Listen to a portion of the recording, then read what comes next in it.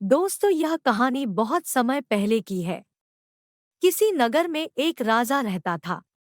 उस राजा की 7 बेटियां थीं।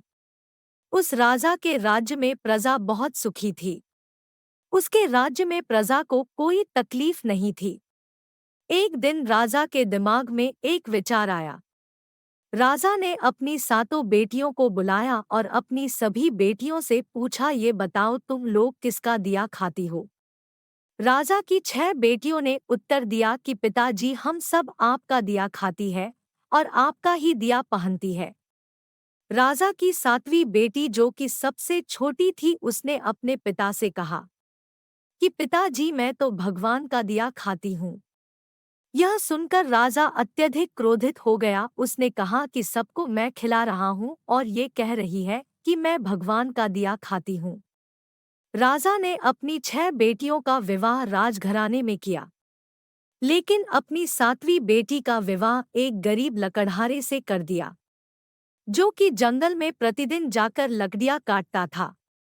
वह किसी कारणवश बीमार हो गया था। वह लकड़हारा एक कदम भी आगे नहीं चल पा रहा था। इतनी दयनीय स्थिति उस लकड़हारे की हो गई थी। ऐसे लकड़हारे से उस राजा ने अपनी छोटी बेटी का विवाह कर दिया। राजा ने अपनी बेटी से कहा कि तूने ही बोला था न कि मैं भगवान का दिया खाती हूँ, तो अब तू उसी का दिया खा। वह लड़की भगवान की इच्छा मानकर खुशी खुशी उस गरीब लकड़हारे के साथ रहने लगी। वह लड़की प्रतिदिन जंगल से लकड़ियां काटकर बाजार में बेचती तथा उससे जो पैसे मिलते उस पैसे से अपने पति के लिए दवाइयाँ तथा खाने के सामान के साथ साथ दूध भी लेकर आती।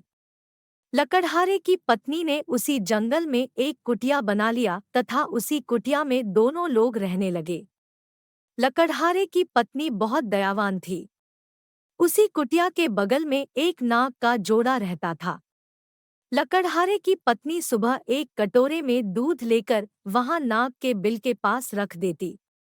वह नाग प्रतिदिन दूध पीता। वह नाग कोई मामूली नाग नहीं था, बल्कि इच्छाधारी सांप था। एक दिन उस नाग ने सोचा कि यह लड़की तो बहुत दयालु है तथा गरीब है, क्यों न इसकी मदद कर दी जाए। एक दिन उस नाग ने लकड़हारे की पत्नी के स्वप्न में आकर कहा कि बेटी, जिस स्थान पर तुम दूध का कटोरा रखती हो वहां पर तुम गड्ढा खोदना, तुम्हें बहुत सारी संपत्ति मिलेगी। उस संपत्ति से तुम सबका भला करना, लेकिन एक बात का ध्यान रखना कि कोई भी व्यक्ति तुम्हारे द्वार से भूखा न जाने पाए। लकड़हारे की पत्नी सुबह उठी और जिस स्थान पर नाग का जोड़ा रहता था वहां पर उसने खोदना शुरू किया।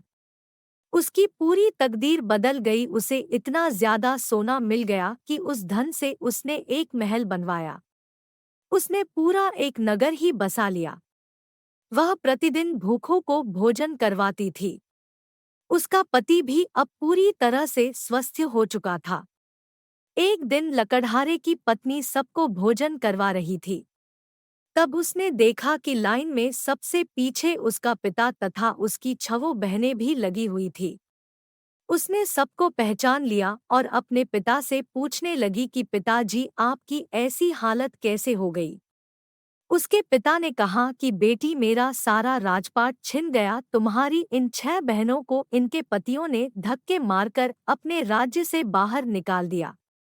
अब हम सबकी यह दशा हो गई है कि हमें भी लाइन में लगकर भोजन करना पड़ रहा है।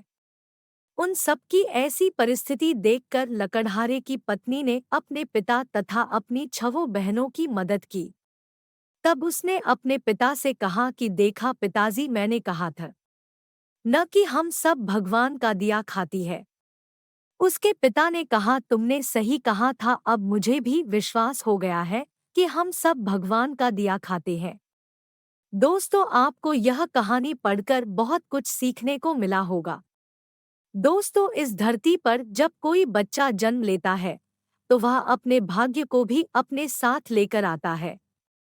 वह किसी के भरोसे नहीं रहता है, क्योंकि सबका पालनहार वह परमेश्वर है। जो कुछ होता है सब कुछ उसी के ही इच्छा से होता है। जो कुछ होना है वह सब पहले से निर्धारित है। आपके चाहने से कुछ नहीं होगा। होगा वही जो भाग्य में उस विधाता ने लिख रखा है। इसलिए हमें कभी किसी बात की चिंता नहीं करनी चाहिए। भविष्य को भविष्य के गर्त में ही रहने दो, जो वर्तमान में हो रहा है उसे देखो। लेकिन इसका मतलब ये नहीं है कि हम अपना कर्म करना छोड़ दें। ऐसा बिल्कुल भी नहीं करना है। अपना कर्म करते जाओ, उसके बाद जो कुछ होगा वह देखा जाएगा।